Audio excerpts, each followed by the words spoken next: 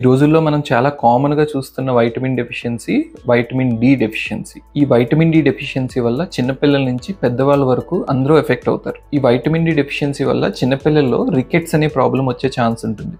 అంటే బోన్స్ మెత్తగా ఉండడం వల్ల బెండ్ అయ్యి నడిచేటప్పుడు వంకరగా ఉంటాయన్నమాట. అలాగే పెద్దవాళ్ళలో ఆస్టియోమలేషియా ఆర్ ఆస్టియోపోరోసిస్ అంటే బోన్స్ మెత్తగా అయ్యి ఫ్రాక్చర్ రిస్క్ అనేది పెరుగుతుందన్నమాట. దీంతోపాటు పెద్దవాళ్ళలో మజిల్స్ కూడా వీక్గా ఉండి వాళ్ళు రిపీటెడ్గా పడిపోయే ఛాన్స్ ఉంటుంది. సో దానివల్ల ఫ్రాక్చర్ రిస్క్ కూడా పెరుగుతుంది. అలాగే వైటమిన్ డి డెఫిషియన్సీ వల్ల మన ఇమ్యూనిటీ డిస్టర్బ్ అయ్యి దానివల్ల కొన్ని ఆటో ఇమ్యూన్ డిసీజెస్ కానీ క్యాన్సర్ రిస్క్ కానీ పెరిగే ఛాన్స్ ఉంటుంది. అలాగే రీసెంట్ స్టడీస్లో వైటమిన్ డి డెఫిషియన్సీ ఉండే వాళ్ళకి డిప్రెషన్ వచ్చే రిస్క్ కూడా ఎక్కువ ఉంటుందని స్టడీ చేశారు. ఈ వైటమిన్ డి ఎక్కడి నుంచి వస్తుందంటే మెయిన్గా మన బాడీకి కావాల్సిన వైటమిన్ డిలో 80% సన్లైట్ నుంచే వస్తుంది.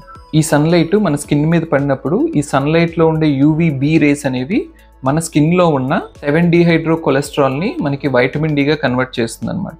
ఆ తర్వాత ఈ వైటమిన్ డి అనేది లివర్కి వెళ్ళి కిడ్నీకి వెళ్ళి యాక్టివేట్ అయ్యి యాక్టివ్ వైటమిన్ డిగా తయారవుతుంది. ఈ యాక్టివ్ వైటమిన్ డి3 ఏం చేస్తుందంటే మనం తినే ఫుడ్లో ఉన్న కాల్షియంని మన పొట్ట నుంచి బ్లడ్లోకి అబ్జార్బ్ అయ్యేలా చేసి ఈ కాల్షియంని బోన్లో డిపాజిట్ అయ్యేలా చేస్తుంది. సో దీనివల్ల బోన్స్ కూడా స్ట్రాంగ్ అవుతాయి అనమాట. సో ఎవరికైతే వైటమిన్ డి డెఫిషియన్సీ ఎక్కువగా ఉంటుందో వాళ్ళకి బోన్స్ మెత్తగా అయ్యి ఫ్రాక్చర్ రిస్క్ కూడా పెరుగుతుంది. ఇక నేను మీకు రీసెంట్గా నేను చూసిన ఒక ఎగ్జాంపుల్ చెప్తాను. నా దగ్గరికి ఒక 2 సంవత్సరాలు ఉన్న పిల్లోని తీసుకొచ్చారు.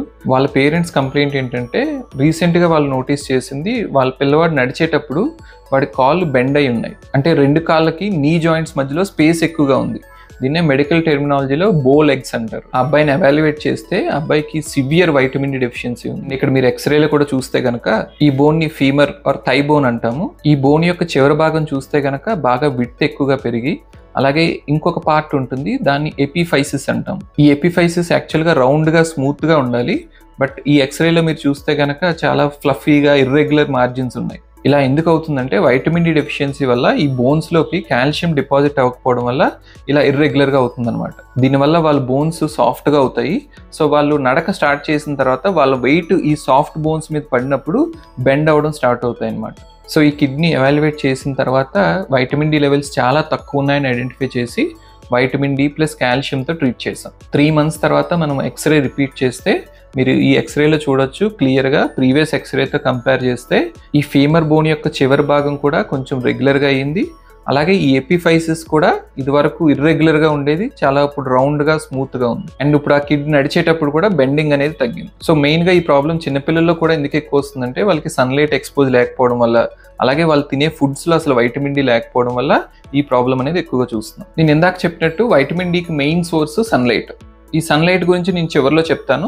ఒకవేళ ఎవరైనా సన్లైట్కి ఎక్స్పోజ్ అవ్వలేకపోతే కనుక ఇంకా అదర్ సోర్సెస్ ఏంటి అంటే మనకి సముద్రంలో దొరికే సాల్మన్ ఫిష్ కానీ సార్డైన్స్ కానీ ఇలాగ ఫ్యాట్ ఎక్కువగా ఉండే ఫిష్లో వైటమిన్ డి దొరుకుతుంది. కానీ మనం వీటిని డే టు డే బేసిస్లో ఎక్కువ తీసుకోలేం. ఇంకా అదర్ సోర్సెస్ ఏంటంటే మష్రూమ్స్, ఎగ్ యోక్ అంటే ఎగ్లో ఉండే ఎల్లో పార్ట్లో కొంత వైటమిన్ డి అనేది ఉంటుంది. అలాగే కొన్ని ఫుడ్స్ని వైటమిన్ డితో ఫార్టిఫై చేస్తారు. అంటే మనం తీసుకునే మిల్క్ని కానీ ఆయిల్స్ని కానీ లేకపోతే మనం తినే సీరియల్స్ కానీ అంటే ధాన్యం గింజలు కానీ ఇలా వైటమిన్ డితో ఫార్టిఫై చేసిన ఫుడ్స్ని తీసుకున్నా సరే మనకి వైటమిన్ డి అనేది వస్తుంది. ఇవన్నీ కష్టం అనుకుంటే కనుక మనం వైటమిన్ డి సప్లిమెంట్స్ కూడా తీసుకోవచ్చు. మన బాడీలో వైటమిన్ డి లెవెల్స్ కరెక్ట్గా ఉన్నాయా లేదా అని చెక్ చేసుకోవడానికి మనము 25-హైడ్రాక్సీ వైటమిన్ డి3 లెవెల్స్ చెక్ చేస్తాము. ఈ లెవెల్స్ కనుక 30 to 100 మధ్యలో ఉంటే నార్మల్ అన్నట్టు, 20 to 30 మధ్యలో ఉంటే ఇన్సఫిషియన్సీ అంటాం, అంటే కొంచెం తక్కువ ఉందన్నమాట. లెస్ దాన్ 20 ఉంటే కనుక డెఫిషియన్సీ అంటాం, అంటే బాగా తక్కువ ఉందని. ఎవరికైతే vitamin D levels less than 30 ఉంటాయో వాళ్ళకి మనం యూజువల్గా 60,000 ఇంటర్నేషనల్ యూనిట్స్ ఉండే వైటమిన్ డి సప్లిమెంట్స్ని మనం వీక్లీ వన్స్ చొప్పున 8 to 10 weeks పాటు ఇస్తాము. తర్వాత మెయింటైన్ చేయడానికి వన్స్ ఏ మంత్ అట్లీస్ట్ ఒక 6 months కంటిన్యూ చేయమంటాం. ఇప్పుడు నేను చెప్పిన 60,000 ఇంటర్నేషనల్ యూనిట్స్ డోస్ అనేది పెద్దవాళ్ళకి, చిన్న వాళ్ళలో అయితే వాళ్ళ వెయిట్ని బట్టి వాళ్ళ డోస్ డిసైడ్ చేస్తాం. అండ్ గుర్తుపెట్టుకోండి ఈ 60,000 ఇంటర్నేషనల్ యూనిట్స్ అనేది వీక్లీ వన్స్ తీసుకోవాలి. డైలీ తీసుకుంటే కనుక మీ వైటమిన్ డి లెవెల్స్ అబోవ్ 100 వెళ్తే కనుక వైటమిన్ డి టాక్సిటీ వచ్చే ఛాన్స్ ఉంటుంది. దానివల్ల మీ బాడీలో కాల్షియం లెవెల్స్ ఎక్కువగా పెరిగి కిడ్నీలో స్టోన్స్ కానీ కిడ్నీ ఫెయిల్యూర్ కానీ అయ్యే ఛాన్స్ ఉంటుంది. ఇప్పుడు మోస్ట్ ఇంపార్టెంట్ వన్, మనకి సన్లైట్ ద్వారా 80% ఆఫ్ ది వైటమిన్ డి వస్తుందని చెప్పాను కదా.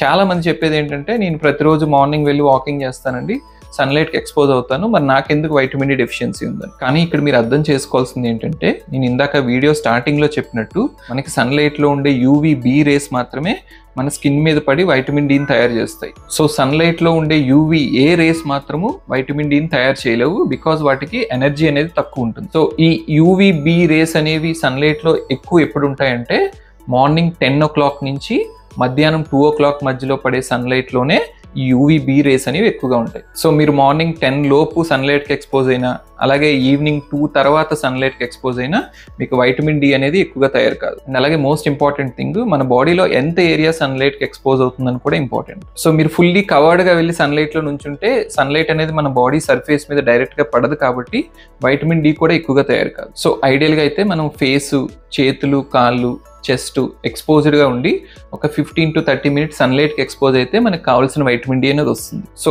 ఎవరికైతే ఇలా ఎక్స్పోజ్డ్గా ఉండడానికి ఛాన్స్ ఉండదో వాళ్ళు అట్లీస్ట్ ఫేసు, చేతులు, కాళ్ళు గనక సన్లైట్కి ఎక్స్పోజ్ అయితే ఎంతో కొంత వైటమిన్ డి వచ్చే ఛాన్స్ ఉంటుంది. సో ఇలా వారంలో అట్లీస్ట్ ఒక 5 రోజుల పాటు 10 o'clock నుంచి 2 o'clock మధ్యలో ఒక 15 to 30 minutes మీరు సన్లైట్కి ఎక్స్పోజ్ అయితే మీకు కావాల్సిన అడిక్వేట్ వైటమిన్ డి అనేది వచ్చేస్తుంది. అన్ఫార్చునేట్లీ మనలో చాలా మంది 10 o'clock to 2 o'clock మధ్యలో ఆఫీసుల్లో కానీ స్కూల్లో కానీ ఉంటాం, కాబట్టి మనకి వైటమిన్ డి అనేది అడిక్వేట్గా రాదు. సో వాళ్ళకి ఇందాక నేను చెప్పినట్టు వైటమిన్ డి లెవెల్స్ తక్కువ ఉంటే కనుక మీరు సప్లిమెంట్స్ తీసుకుంటే వైటమిన్ డి లెవెల్స్ నార్మల్ అవుతాయి. చాలా మందికి ఉండే ఇంకో డౌట్ ఏంటంటే, మన చిన్నప్పటి నుంచి పెద్దవాళ్ళు మార్నింగ్ లెగ్గానే సన్లైట్కి ఎక్స్పోజ్ అవ్వాలంటారు కదా, దానివల్ల వైటమిన్ డి రాదా? మరి ఎందుకు అలా చెప్పారంటే, దానికంటూ సెపరేట్ బెనిఫిట్స్ ఉంటాయి.